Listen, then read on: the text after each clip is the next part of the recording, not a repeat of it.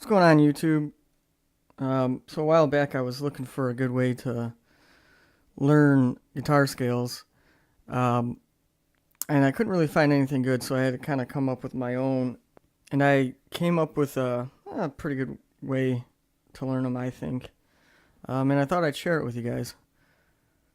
First off, I just want to kind of go over what are kind of the three parts of to playing lead guitar and improvising on guitar. Um, Number one is what we're going to be going over in this whole lesson here. It's knowing where to put your fingers, knowing what notes to play with it so that it sounds good. And that's just learning your scales, what we're going to cover. Two would be technique, stuff like hammer-ons, pull-offs, sliding bends, different picking techniques and sweeping and whatnot. And then third would be rhythm and phrasing. And that's stuff like knowing when to do a fast run and when to kind of let a note ring out. You can probably find videos on these. I'm not going to really touch up on that on any of these two right here. And I'm kind of assuming that you have a basic understanding of these two right here, because we're going to be going into this quite extensively in this little series of videos that I put together. So first of all, what is a scale? A scale, it's just a sequence of notes, whole steps and half steps that repeat.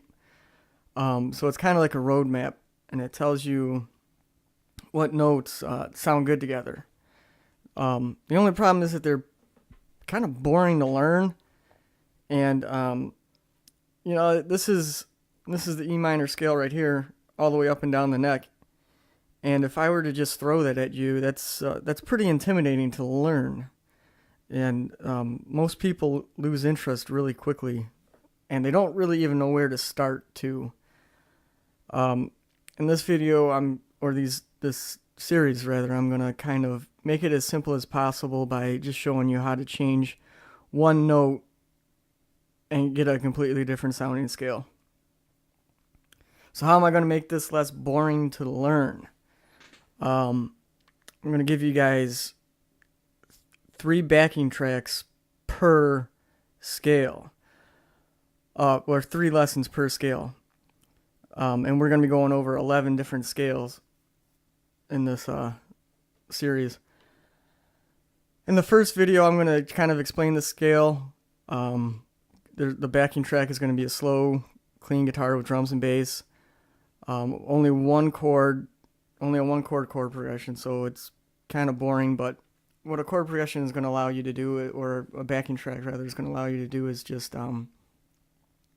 it's going to kind of give you some musical context to play along with versus just going up and down the scale shape. That gets boring really quickly. But if you're playing along to something, I feel like it kind of helps you, and it's a lot more fun. And then the second video, what I'm going to do is it's going to be slow, clean guitars with drums and bass. I'm going to give you the entire scale all the way up and down the fretboard. And then the backing track is going to consist of multiple chord progression.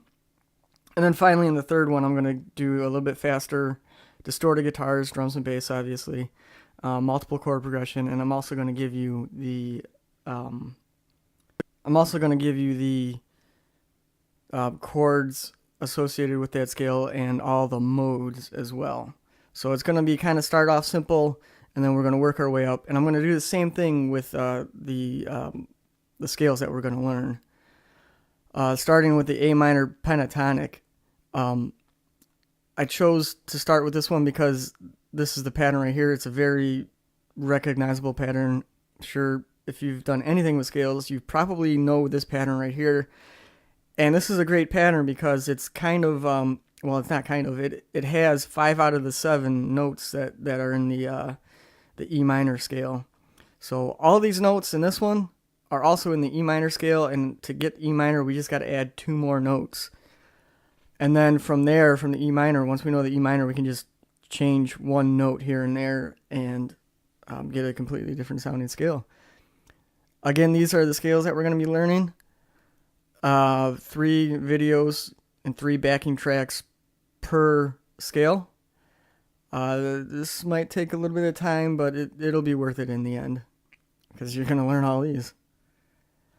How long should it take? That honestly depends on you. Um, I say that I recommend 1 week per video. Um, you can go faster, slower, however you want. You know, it's all dependent on you. I got a note down here that says mastered scale equals being able to sing the notes before you play them. So if you're improvising, you kind of, how I always put it is, when I'm improvising, it's kind of like talking. You know what you're going to say before you say it. And it's kind of the same thing with playing. You kind of sing the notes while you're playing them, so you know what you're going to be playing before you play them. Also, with this, I put together this PDF that I'm going to link in the description. This is what the actual lessons are going to look like. So you guys can have all this. This is lesson 2 for A minor pentatonic 3. And then we're going to go on to the blues and every scale here. So, I mean, it's a lot to cover. Don't be intimidated by it. It should make sense to you guys. We're just changing one note, basically. After you get over the initially learning the E minor scale, that's kind of the key here.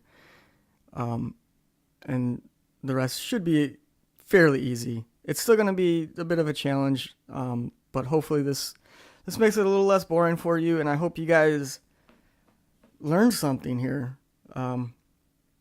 So there you have it. I hope you guys enjoy it. Take your time with this. Have some fun with it. And I'll see you guys in the first video.